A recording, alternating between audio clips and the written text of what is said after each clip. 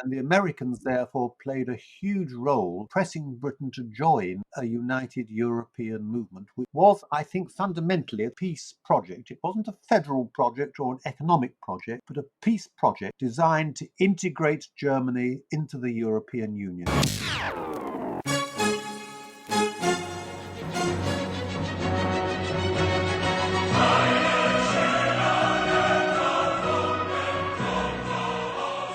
Was Britain ever part of Europe? The question sounds a bit odd, but it's lurked in the background of Britain's relations with the European continent for decades. To many of our American friends, the Brexit vote of 2016 revealed a much longer history of diverging visions beyond just those at stake in the referendum that year. Vernon Bogdanor is one of Britain's foremost constitutional experts, which for a country without a real constitution does not mean that he lacks a working subject. His second-to-last book argued for the UK to adopt one, and after delivering a series of lectures about Britain and Europe at Yale throughout 2019, those have now been turned into his latest book. And don't forget, if you like the show, remember to rate and review us on Apple Podcasts. It helps tremendously us reach out to a wide audience. Wonderful. Welcome to another episode of Uncommon Decency. Today we are very pleased to be joined by one of the United Kingdom's foremost constitutional experts, Professor Vernon Bogdanor, although he likes to go by Vernon just for the sake of this episode. And he's fresh off publishing his latest book. It's called Britain and Europe in a Troubled World. And it originates in a series of lectures that Professor Bogdanor gave at Yale University, the Stimson Lectures on World Affairs, throughout 2019. So that's about a couple years back. And they're now being turned into a book. And Vernon is he's published it with Yale Press. Just to give maybe folks a bit of your background, Professor, you teach at King's College at the Institute of Contemporary British History there. You're also a professor of politics at the New College of the Humanities. You're also an emeritus professor at Oxford.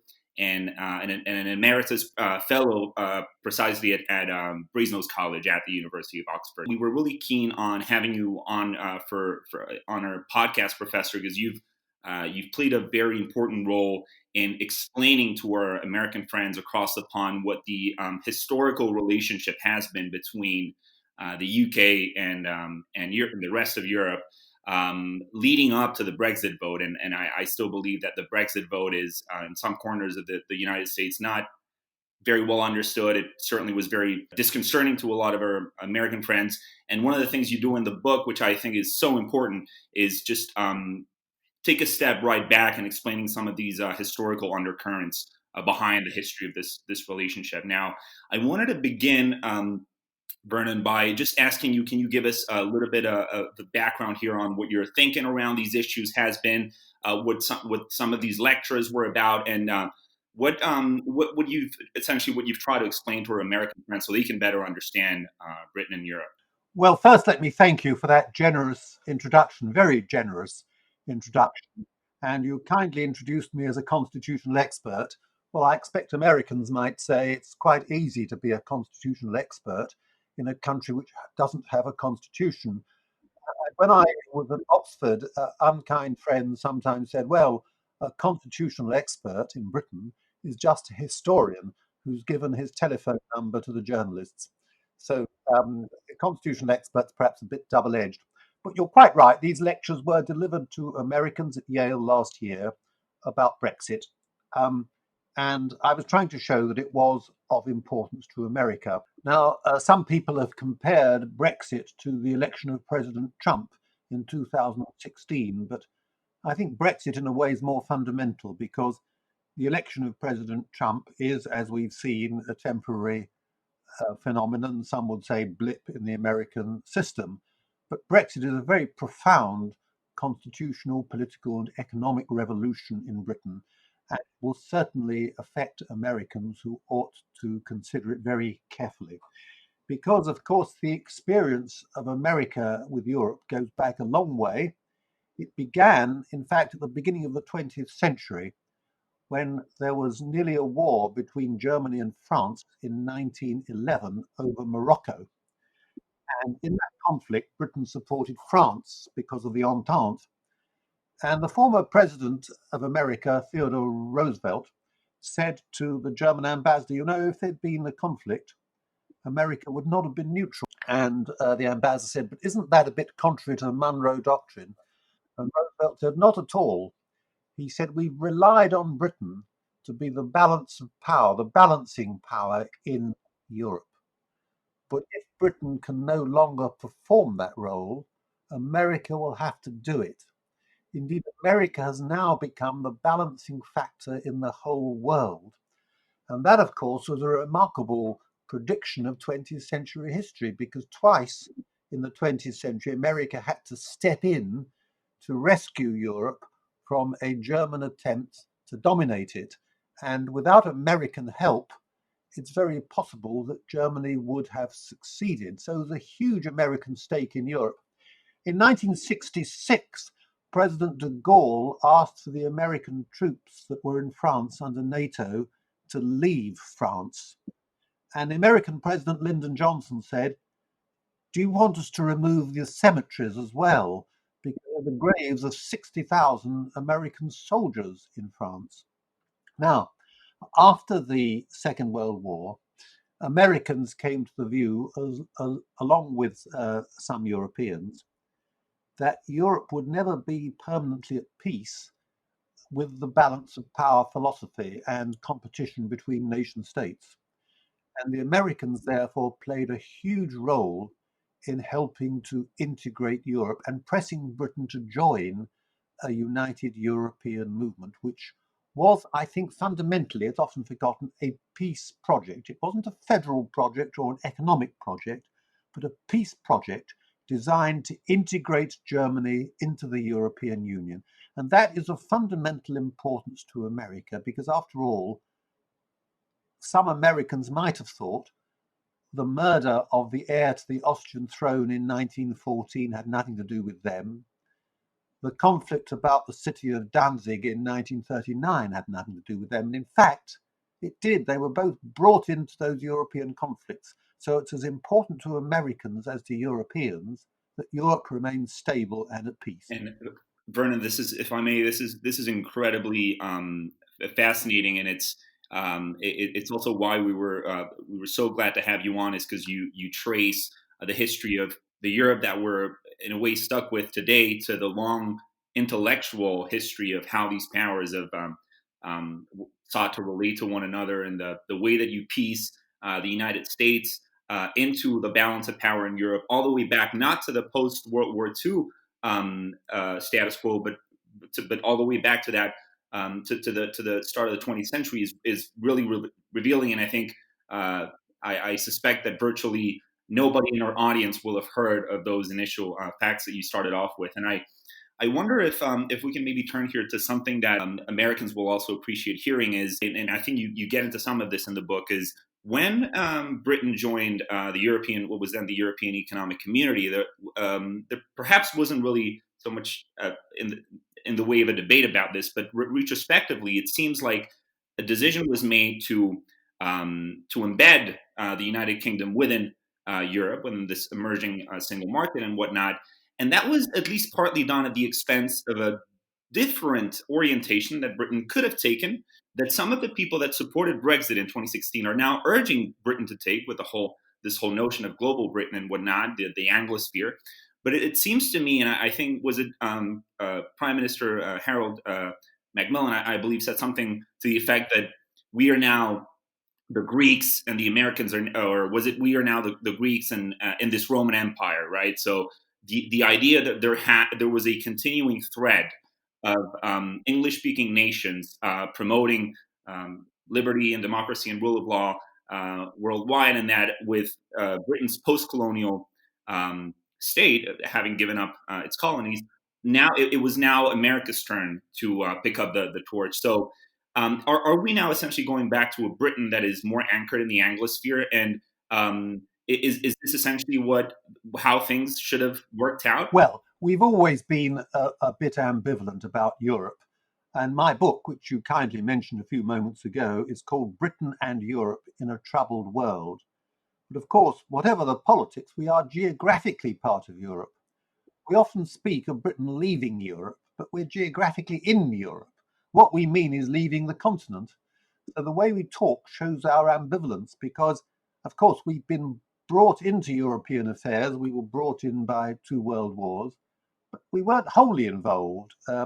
We could look at 1940, unlike the French, not as a defeat, but as a chance to fight again because we were an island.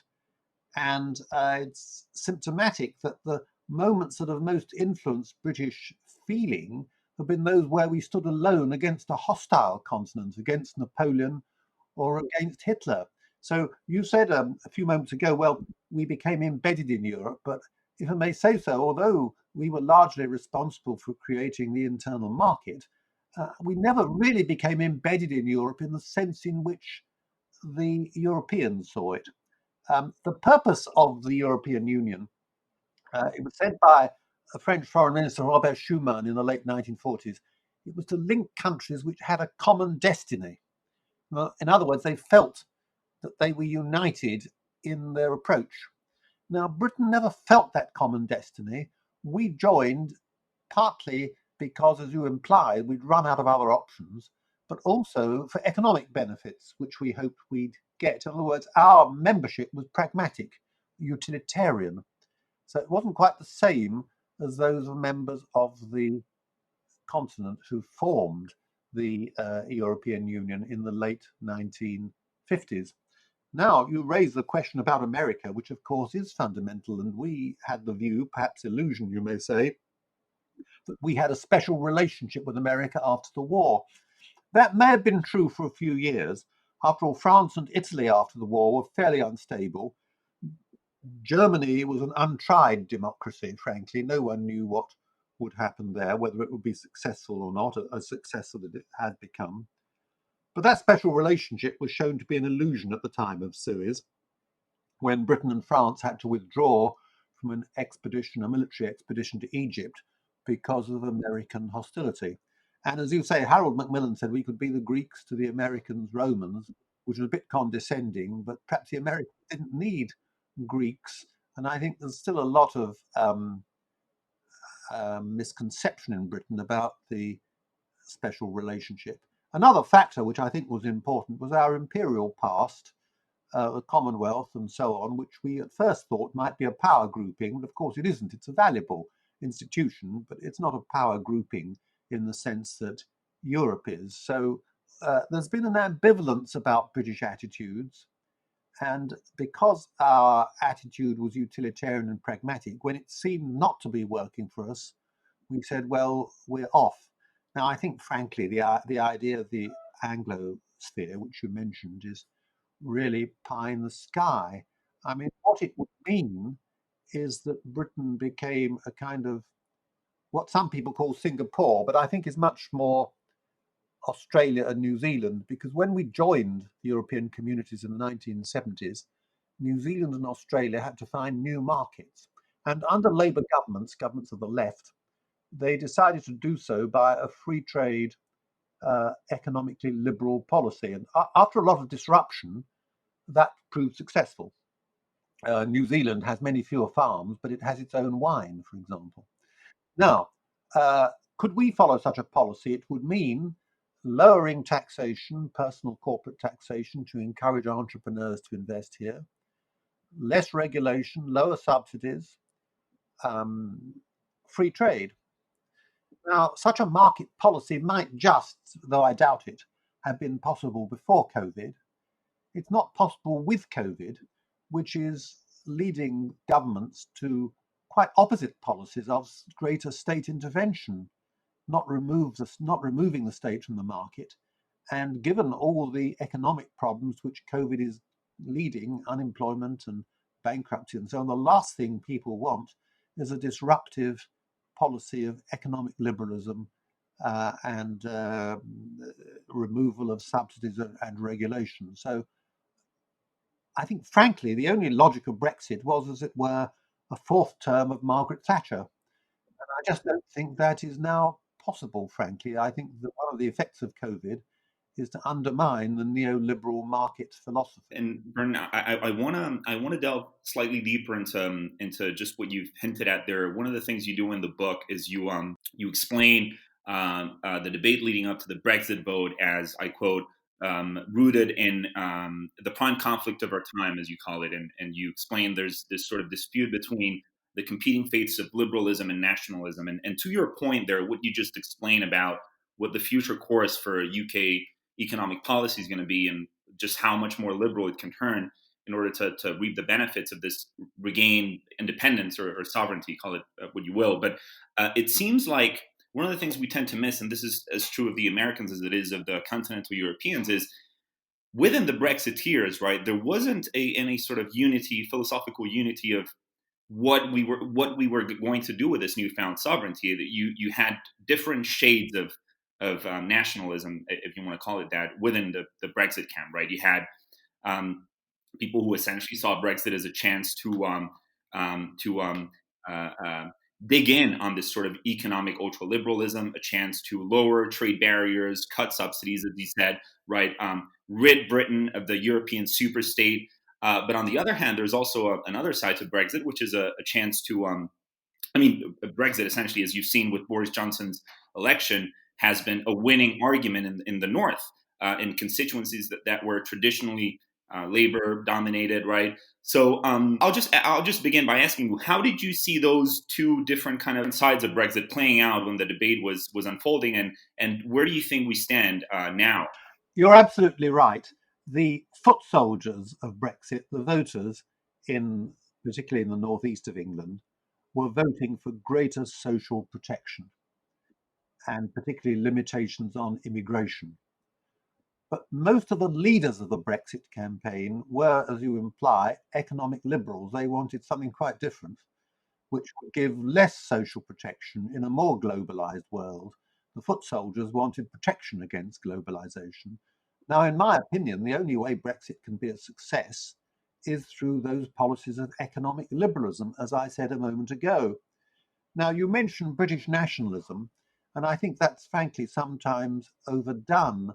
After all, we are one of the few major powers in Europe where there's no radical nationalist party, no radical right party represented in parliament. In contrast, France, with a very large Front National element. Germany, the official opposition, is the Alternative for Deutschland. Many other countries have those sorts of parties, the Swedish Democrats, the Italian League, and so on. Britain doesn't. So I think Britain remains liberal in a political sense, much more so perhaps than many people realize, a bulwark of political liberalism. Now, President Macron is also a strong political liberal, and he has said that Europe does face a choice between what you call perhaps liberalism and nationalism, but you might call populism, illiberalism, whatever you call it. But he instanced Hungary's Viktor Orban as a leader of illiberal democracy. And he said, rightly in my view, that Europe is facing a struggle between liberal democracy, of which he's a champion, and illiberal democracy, which is very nationalistic. And the great danger, of course, is of nationalism returning to Europe. And that means conflict, not between France and Germany. Their issues are settled long ago. And even if the EU broke up, they would still remain at peace. But in the Western Balkans, perhaps particularly, I think the breakup of Yugoslavia offers a horrible picture of what can happen if we have national and ethnic conflicts in Europe again. And I feel I was involved with this a bit because I was involved in helping to draw up the constitution of Kosovo. And the hatreds between Muslims and Slavs was really astonishing. And it makes the problems of Northern Ireland look actually quite manageable by comparison. And the only thing really, or one of the things at least, stopping them from fighting was the hope they would both get into the European Union, which it's like the old Austro-Hungarian Empire before the First War. What the empire tried to be a roof over the nationalities. And that's fundamental, not so much in Western Europe, but in Central Eastern Europe and in the Balkans. And we should never forget that. Well, because in your book, by the end, you quote Mitterrand, who said, "Le nationalisme, c'est la guerre. Nationalism means war." But Well, we've seen how nationalism can lead to war quite obviously over the past century. It isn't completely obvious to me that supranationalism automatically means peace. I mean, we've seen over the past few years how within the EU we've seen considerable tensions among the north versus the south, the east versus the west. Just the other day, you had Hungary and Poland veto the coronavirus fund. Um, how did we go from nationalism equals peace to what we have nowadays, which is it seems like everyone is at everyone's throats? You're absolutely right. If supranationalism is pushed too far, it can be as worrying, or almost as worrying, as nationalism put too far. And the European Union has to balance between them. There was a very remarkable Bruges lecture by Angela Merkel in 2010. It's not as much noticed as Margaret Thatcher's rather iconic Bruges lecture of 1988, but it's as important in my view. And she said there wasn't just one method of building Europe through supranationalism, there were two: the intergovernmental and supranational. And the important thing is the balance between them. Now, in my view, some of the troubles of Europe have come because the EU has come to entrench on matters which people do believe should be the responsibility of national government, in particular immigration, migration, and the euro. And it's interesting that COVID has led to the breakdown, really, of the Schengen system. So I think there the balance has got out of kilter, and Europe should concentrate much more not on integration, but on more efficiency, improving what's already there, and building up an intergovernmental organization, particularly on defense. And that means, in my view, downgrading the role of the Commission, which is not elected and which has the sole power of legislative initiative in the European Union, and I think which makes many people feel uneasy. Yeah, and I think this is hugely important, Vernon. The distinction you draw. There's always been these two parallel tracks of European integration. On one side, we've had elected national governments that are accountable to their parliaments and ultimately to their people, coming together at these monthly EU Council meetings where some of the bigger fish get fried, some of the bigger stuff gets hashed out. And on the other hand, we've got these unelected, opaque, unaccountable institutions, certainly unelected unless you take this Spitzenkandidaten or whatever it is to be a fair way of electing the commission. But if there's these two different tracks, and as you said, the EU doesn't seem to have balanced the two out in a way that seems fair to most Europeans. And I wonder if I believe I was really interested in one of the reviews that your book has gotten from Theodore Darlinpool in Law and Liberty. One of the things he takes issue with is what Francois has just asked you about, this idea that well, first of all, I'll just take the opportunity to kind of go over his argument. On one hand, he says, right, fair enough, the initial orientation of the EU was to make war unfeasible. And certainly you saw that in the original orientation of this coal and steel community, or at least the Franco-German conflict, unfeasible. Now, is it really true that the peace that we've enjoyed now for 5 or 6 decades is ultimately and exclusively owed to the EU? I'm not entirely sure that's true. I mean, I think we enjoy peace just because the peoples of the different nations of Europe have evolved towards embracing peaceful relations. And Germany, which was the main worry of Europeans, there's no threat of war on that front. So and then he follows that up with saying, if nationalism means war, as Mitterrand said, it doesn't necessarily follow that supranationalism means peace, as Francois was saying. That's one thing. On the other hand, he does say that Jean Monnet, like in the founding generation, was never too fond of the intergovernmental track. They kind of foresaw what we've seen this week with the Hungarian and Polish veto. Essentially, Monnet was very fond of having this sort of executive commission, a very unilateral kind of single motion direction of travel that was going to be dictated by this commission. And he didn't really trust the nations of Europe to get together in an intergovernmental fashion and to hash out policy. I wonder if you have any thoughts on that. Yes, well, this is a good point, which I was going to make myself, that the European unity movement was conceived in the 1940s and 50s in a much more deferential era.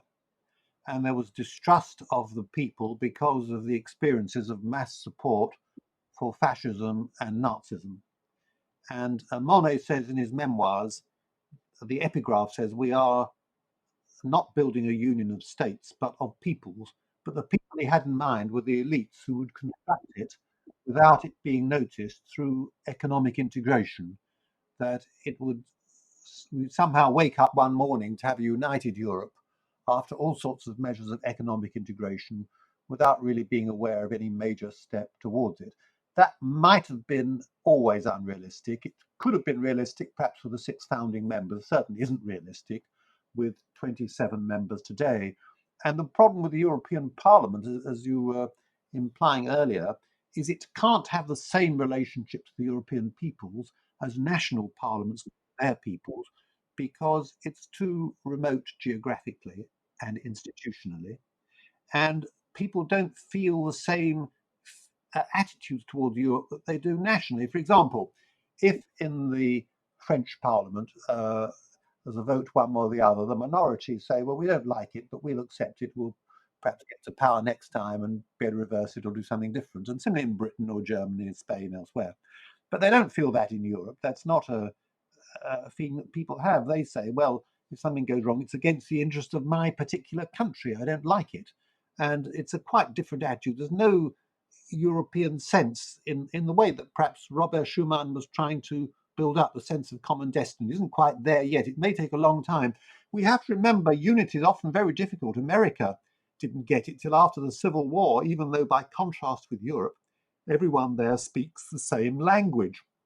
Switzerland and Germany had civil wars before they were united. So it's very difficult to get that sort of union. And I think for the foreseeable future, the EU will remain primarily an intergovernmental organization, but with a difference, because it'll be an organization that takes a European perspective, not just a national one. That's very crucial. If it had been there in 1914, I think we might not have had a war. If every country had said, now what's in the best interest of Europe, not what's in the best interest of Germany, France, Russia, Britain, or anywhere else, I think we might have avoided a war, some possibility. Now, you ask about what's kept the peace. Well, the obvious answer is deterrence of the Soviet Union, led by the United States. Now, whether the United States would have been prepared to do that if the European countries were still squabbling is an open question. They pressed very hard for European unity, and martial aid was given on the condition that the Europeans got their act together.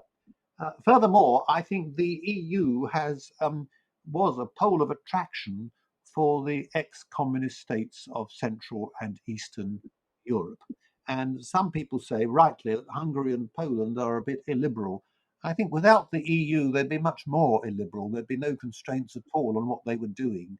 And I think the EU hasn't been strong enough with them. But nevertheless, there are some constraints on the way they act. So just one point, you talked about how because we are a nation, when we are defeated politically by the other side, we accept this result and we move on hoping that we win the next election. And this doesn't work at the European level because people wouldn't be ready to accept that they are being put in a minority because the Hungarians, the Czechs, and the Germans are working together. Now, this is essentially the question of a European demos, a European people. And what strikes me, because I am not completely convinced we'll see such a people or European demos in the next generation, but if it was feasible, there's some common values and a common tradition that we have in common. It's a history made by Christianity. It's a history made by the Romans, by the Greeks. It's a history made scarred by the great totalitarianism of the 20th century. And we've got all these values. And what I'm surprised is for kind of people who would say I'm European before I'm French, or I'm European before I'm Belgian or whatever. They're very uncomfortable with the idea that we Europeans have common values. We'll take a very concrete example is when Macron has been fighting the past few months, weeks over freedom of speech. which, if there is one value which should be shared by all Europeans, it should be this one. It's a very, very base foundational value that goes back for centuries. And if we're not even capable of defending that European common value, do we have any right to expect a European demos? It's a very good question, and Europe must do a lot more to defend these values, as you say, of freedom of speech. And I'm sorry that France hasn't had more support in Britain on that important issue. It's fair to say the European Union now has its own Charter of Fundamental Rights, which lays down these values and which the courts can protect right across Europe. That is very important. But all I would say is that to maintain these common values, you don't necessarily need an integrated Europe, a sense of a united Europe in the way that, say, America is united. You can maintain them in an intergovernmental Europe. And I suppose what I'm really saying is that the prophet of modern Europe is not so much Jean Monnet, but Charles de Gaulle. And I think it was the great French novelist André Malraux who said of de Gaulle that he was a man of the day before yesterday and of the day after tomorrow.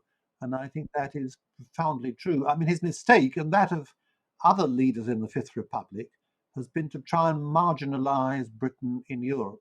And that's a mistake for Macron because we are politically liberal as he is, and Britain is needed for purposes of defense if Europe is to be a power in the world. And this was a second motive behind the idea of a united Europe.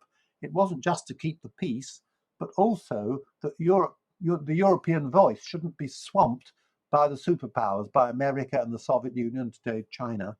But there should be a European voice in the world as well that is to be heard. And that European voice is more likely to be heard by a united Europe. And I fear with Britain out of Europe, the danger is that America, particularly in the Biden administration, that America may listen more to the European Union than it does to Britain. That's a worry.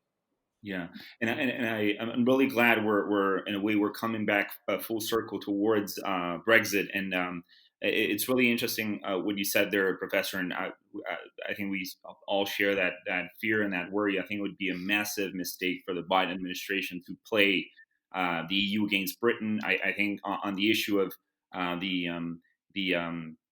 the future relationship between the two, I think Biden's team has already made rather clear that they'll be happy with whatever Barney or whoever puts up. I certainly hope that the special relationship between the UK and the US is so important. The security cooperation is so important that Britain is going to remain a major piece of the transatlantic relationship. But this is one of the downsides of Brexit, that we no longer have this united front where we can weigh on global issues together, and that's one of the reason I'm happy we're back to Brexit, is because that was also one of the very few things that you could get de Gaulle and Churchill and that sort of generation together on, is the idea that we should have a united voice on the very big issues that matter in the world. And then we got lost in some of the details, right? What kind of special shape this union should take and what its internal policy should be. But on that one thing, you did have agreement. And do you think the world is going to still see the UK as part of Europe in that fundamental sense, that it's one geopolitical bloc with one course of action on world affairs? Well, de Gaulle believed that Britain could not become European, and in a way we'll never know the extent to which he was right or wrong. But I do think it was self-defeating for France to take the attitude it took at that time, if de Gaulle wanted to fulfill his vision of Europe being a power in the world. The problem was he wanted a Europe that was independent of America. Harold Macmillan wanted a Europe that was interdependent with America. So that was, but still, if Europe is to be a power in the world, Britain should be there. And I don't think, I mean, in one way, President Macron shares the Gaullist view, because he sees Brexit as merely an opportunity for the financial and business services of France. He doesn't always see the geopolitical aspect, though it's fair to say in his Sorbonne speech of 2017, a very important speech, he said that he hoped to see a Europe of concentric circles in which some countries, perhaps France would be one of them, would decide to integrate further, but other countries might not. And he said in that Europe of concentric circles, he hoped there would be a place for Britain. And I do think that is important, that we have a very close relationship with Britain with Europe in the future, even though we're out of the European Union for the time being, at least. The more general problem to which you draw attention when you talked about Churchill and de Gaulle is that because of the war, they were very concerned to secure stability and a system of international rules. Now we're taking it for granted after 75 years of peace in Europe. And some people think, well, a shake-up wouldn't do too much harm. People thought that in 1914. It's very dangerous. I think President Trump thought that a shake-up would be a good thing. You can't control a shake-up. It's very, very worrying. And we have this trend of nationalism too strong in Europe, in my view. And it was drawn attention to by Christine Lagarde, the head of the IMF, who said there's a paradox that as world economies are becoming more integrated, politics is becoming more fragmented, and that produces a rather dangerous cocktail in the world. And I think the European Union is needed to combat that, and Britain as part of it. Britain going alone or isolated is a foolish notion, I think, and the Americans wouldn't take much notice of it. But Britain must be part of Europe in a broader sense. We're not in the EU, but contributing particularly to European defence. So to move on a question of Brexit, I thought that was a very good comparison. I think it was a political article by Tom McTague a few years back, where he compared Brexit to a French Revolution, and he had a lot of fun imagining Jacob Rees-Mogg as Robespierre and Boris Johnson as Danton, and the list goes on. So it was very, very interesting. But the self-radicalizing, ever purer, hard Brexit, forcing formerly radicals into becoming moderates and into becoming traitors. But to some extent, is there also a case to be made that among some of the Remainers, there was also a sense of schadenfreude of seeing Theresa May get humiliated at European councils. There's a kind of feeling that there were somewhat of the French émigrés in the French Revolution who no longer recognized their country, felt they were expelled, and therefore were kind of strangely wishing for its country to be as humiliated as possible and wishing for its defeat. How do you see this country divided between those émigrés, between those revolutionaries? How do you think that country can heal from this? And where is the Brexit? Where's Brexit Napoleon? Do we have a Napoleon who comes in and makes a compromise between the revolutionary period and comes back to a more organized and orderly period? Yes, well, Brexit was a divisive issue. I think many people are in danger of exaggerating the divisiveness in British politics. There isn't the same feeling in Britain between Remainers and Brexiteers as there is in America over Trump and Biden. There isn't a feeling anymore that something's illegitimate or that people shouldn't be there. It's not like the French Revolution from that point of view. Frankly, I think Britain is much less divided than France, which is divided between Macron and the Front National on the one side and the left wing under Mélenchon on the other. I think France is more divided, or Germany, as I said earlier, with the AfD as the official opposition, the Alternative for Deutschland. I think Britain is a much more stable country than many from abroad appreciate, and they're misled often by the rhetoric of our political divisions and political argument, which is very robust and sometimes raucous. But the country is basically very unified at bottom, in my opinion. And people spoke a lot about the divisions in Britain in the 1930s. When it came to war, everyone stuck together, same in 1914. And I'm tempted to remind people of something that Adam Smith said when the American colonies broke off in the 18th century. And a young man said to him, "This will be the ruin of the nation." And Adam Smith replied, "Young man, there's a lot of ruin in a nation."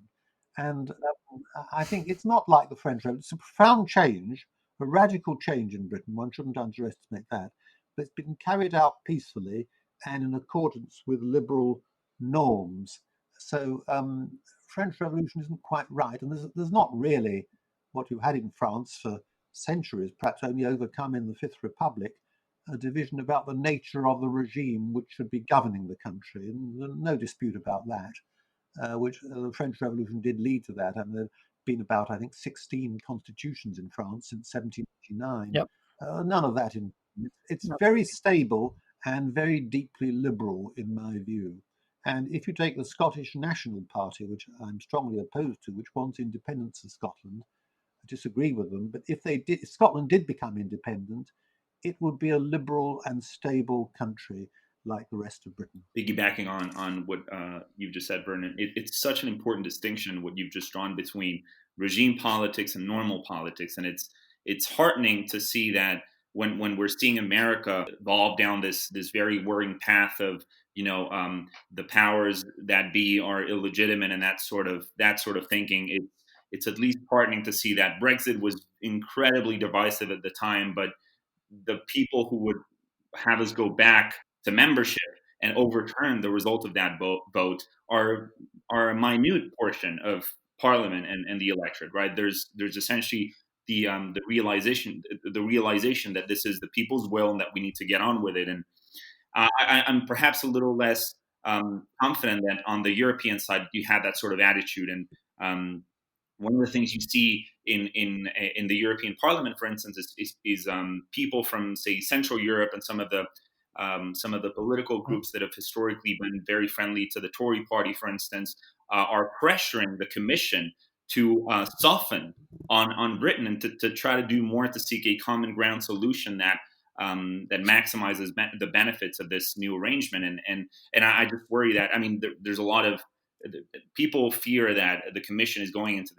has gone into these negotiations with a very sour sort of negotiating strategy. But I wonder if there's anything you can tell us about that, and then after that, I think Francois may have one last question. Well, the Commission is mandated by the Council of the European Union. Barnier is often treated in Britain as an independent actor or a villain or whatever, but he's mandated.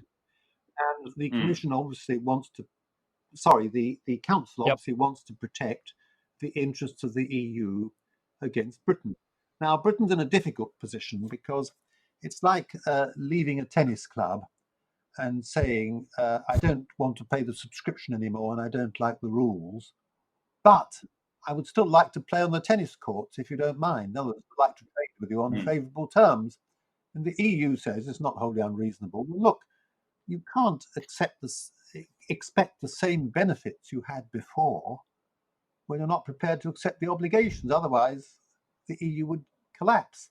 There must be some sort of a trade-off, and this debate is about what the trade-off should be. My suspicion and guess, it probably may be out of date by the time this is heard, is that there'll be some sort of a deal at the last moment, but I may be completely wrong. But it's also fair to say that any Brexit, in a way, must be a hard Brexit. There's no point leaving the European Union and adopting the same rules that you had before. The only point in leaving is to have different rules that might benefit you as a country. And so there's a balance to be had between that. And we have to remember the EU's our biggest trading partner. And even if we get a deal with America, we have far less trade with America than we do with the European Union. So we do need a trade agreement in my view. It's also fair to say that attitudes in Britain have become more liberal since Brexit, because at the time of Brexit, immigration was the key issue that people were worried about. Now there's a much more favourable attitude to immigration. And what people were against, it appears, was not so much immigration, but uncontrolled immigration under the free movement principle. And now that it's under the control of Westminster, people say, well, immigration does perhaps do us a bit of good, and we ought to welcome immigrants perhaps a bit more than we have in the past. So it's a very complex discussion, but you can understand the EU's position. If you're not a member of the tennis club, you can't expect the same privileges as the members get. So one quick question. You're constitutional expert, and I know the little joke you made at the start saying there's not much praise of being constitutional experts in the UK, but still, you're not just a historian, you're definitely an expert on legal matters. And for what is so strange for someone who's French like me and who's seen 6 different constitutions over the last 2 centuries, is that the UK doesn't have a proper constitution. It has Magna Carta, has habeas corpus, has a Bill of Rights. but it doesn't have a constitution like the Americans would imagine it, or the French would imagine it, or the Germans would imagine it. And do you think the chaos of the past few years, when Boris Johnson tried to prorogate parliaments and all these things, do you think that the political upheaval of the past few years necessitate that the UK creates its own constitution? Well, you've just summarised the view expressed in the book I wrote before the book of my Yale lectures, which came out last year. It's called Beyond Brexit Towards a British Constitution. As I say, it came out last year. I think there's a paperback edition in January. And my argument was exactly what you've suggested. And the important point is this. I said we haven't got a constitution, but while we were in the EU, we did in effect have a constitution because we were bound by EU law, and if we broke it, the European Court of Justice would step in. And that constitution meant that Westminster could no longer do what it liked. For example, Westminster couldn't restrict immigration if it liked because of the free movement principle. It couldn't impose a tariff on French goods, and so on and so on. Now, that was strengthened with the EU Charter of Fundamental Rights, which came into effect some years ago, and which Britain and Poland mistakenly thought they had an opt-out from. But in 2017, there was a landmark case which ought to be better known, which was as important as the famous Factortame case of 1991, where it was ruled by the court that Parliament could not pass a measure against EU law, the Merchant Shipping Act restricting the role of Spanish fishermen in our waters. Of course, this is relevant with the current fisheries dispute. Now, the landmark case which I mention is the Benk Harbouch case in 2017, in which someone who worked in the Sudanese embassy complained about the conditions of work there and so on. And the embassy cited a British law which said that they were really beyond the law. They couldn't be questioned because they had immunity. Now, the British court said, well, you can't have that because everyone whose rights are affected is entitled to a remedy under the European Charter. And therefore, we're striking down this British law, and this lady is entitled to a remedy. So, for the first time in British history, an act of Parliament was disapplied, is the proper word, because it went against human rights. Now, we had then a protected constitution while we were in the EU. Leaving it, we returned to an unprotected constitution as we had before, which was characterised by Lord Hailsham in the 1970s as elective dictatorship. It means that Parliament can do what it likes. Now, we are one of a very small number of countries, democratic countries, without a constitution. The other two are New Zealand and Israel, though Israel is working towards one. Now, every other country in the EU, of course, is under the EU constitution. America has a constitution, and so on. So the question you have to ask is, are MPs in Britain so much more sensitive to human rights than those in America, France, Germany, Spain, elsewhere, that they should be entrusted with this vital function, important function? And I think they aren't. So I do think we need some protection of human rights. Even more urgently, I think Brexit and even more COVID in some ways has shown we need a constitution in relation to the nations and regions of Britain, in relation to devolution, a charter, if you like, setting out the rights and duties of Westminster in relation to Scotland, Wales, Northern Ireland, the English regions, and so on.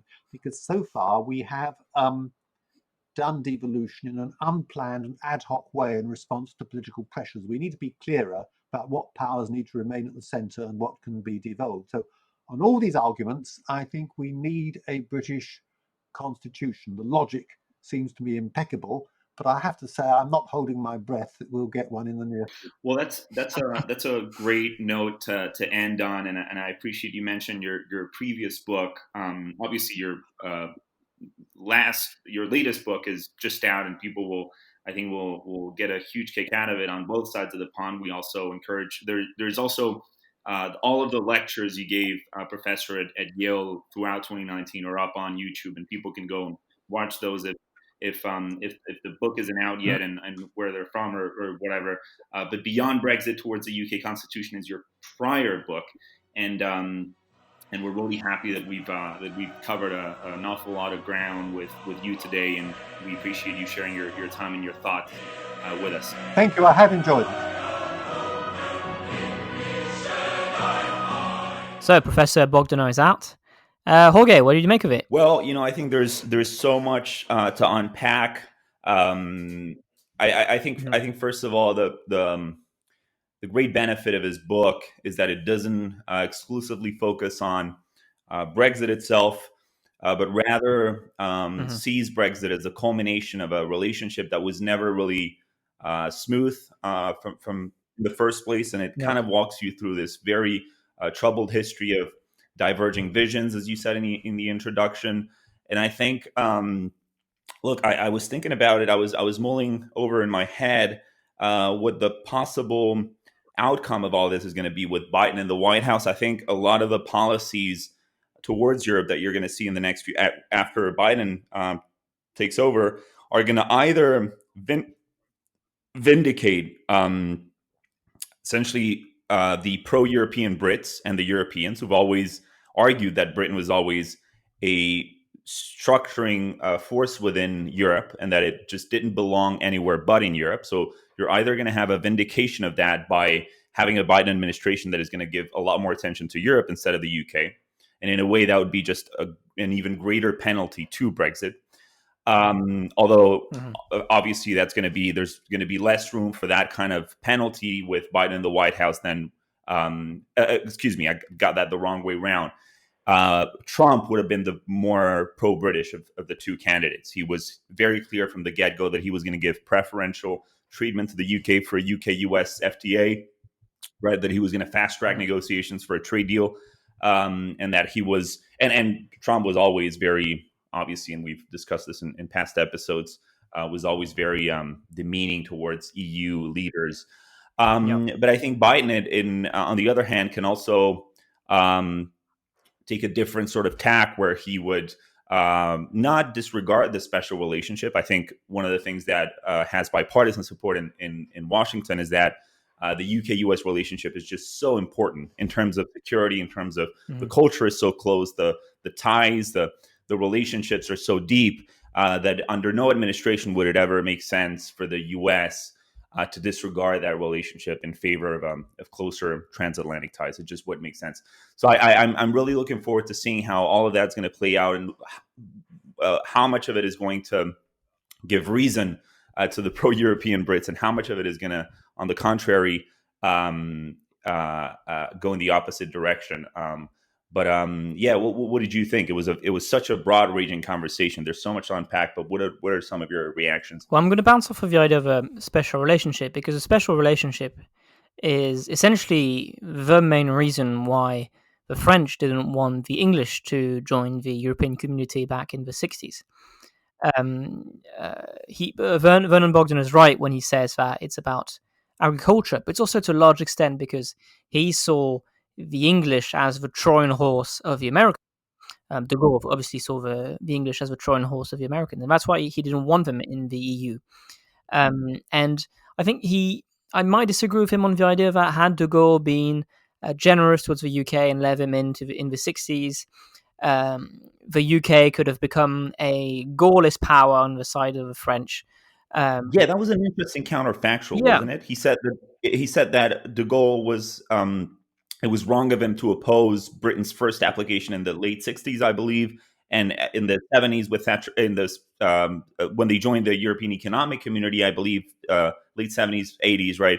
He couldn't stop it anymore. He was no longer president, but had he accepted it, right, it would have totally changed the dynamic, right? Yeah, but I'm not sure I agree with him because I understand the argument, which is if you get the UK in, France and the UK align against the creation of a federal EU, which would have been favoured by other European states, the Benelux states and maybe Germany. I agree with that part, but on economics, the French and the English don't see eye to eye. The English are much closer to the Germans.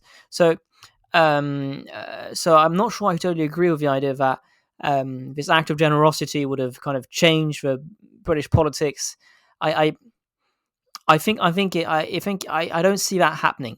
So I think to some extent De Gaulle's arguments about the Americans being about the English being an American Trojan horse stand, and I think that in many areas we could see that the English and the French didn't see eye to eye on Europe. So yeah, but it's interesting to see that the special relationship was a main driver for De Gaulle to refuse the English twice. It's very, I appreciate you mentioning that, because if you go all the way back to the start of a recording, what he starts off with is he says the common understanding of Europeans is that the U.S. wanted to play a major role in European integration from the get-go, starting in the 50s, because it wanted to essentially keep a sort of a balance of power. And as you said, I mean, there was a lot of truth to de Gaulle's fear that the UK was going to turn a Trojan horse, because I think it was a deliberate policy of the state, I believe Dean Aikeson's State Department, or even Marshall's State Department in the very early years of the post-war. It was a deliberate policy to leverage the special relationship to be privy in a way to the conversations that were brewing at the time about a European project, and the U.S. didn't want to be sidelined from that. I mean, it had already put so much money into rebuilding Europe, and it didn't want to feel left out. And the way. Go ahead. Yeah, because I think generally the tension with the US about EU policy is that they want the EU not to squabble too much. Especially after World War II, they wanted a continent which wouldn't squabble too much. It was a condition for the Marshall Plan. They wanted to be a relatively prosperous economic zone, so they could be a market for American products. But they're always very uncomfortable with the idea that it might become a political rival. And I think that's kind of a balancing act the United States played on its European policy. Is they wanted a peaceful continent, a prosperous continent, but they're uncomfortable, not really sure how to feel about a powerful continent. Right, and that segues right into de Gaulle's thinking, which I thought was really interesting how you described it, because it still permeates so much of French Euroscepticism. And you and I have discussed about people in today's French Gaullist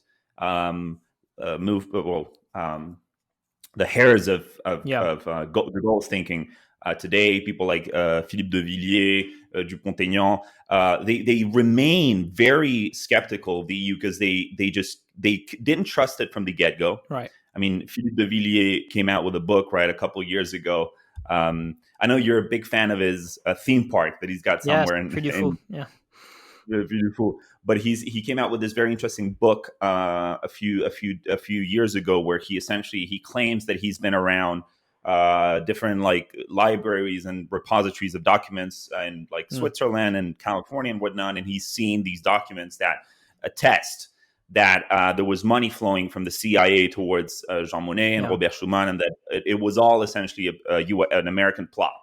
That the early steps towards European integration through the coal and steel community, that all of that was driven right out of the CIA and the State Department and the Ford Foundation and whatnot.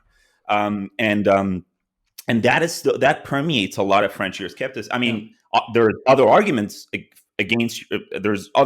made against the EU in France. There's a lot of stuff around agriculture. There's a lot of stuff around on both the left and right. There's so much that's thrown out against the EU. But from the very start, there was that suspicion that it was a tool of American domination over Europe. And de Gaulle obviously had a totally different vision. I think he was primarily driven by sovereignism, a certain idea of France being able and free to wield power, to keep the balance of power in Europe, and to wield power in the colonies. And if you look at the first Europe of the Six, it looks very much like Napoleon's empire. This is not a surprise, So there was the idea that the EU could be, or the European community back then, could be leveraged for France to use on an international arena.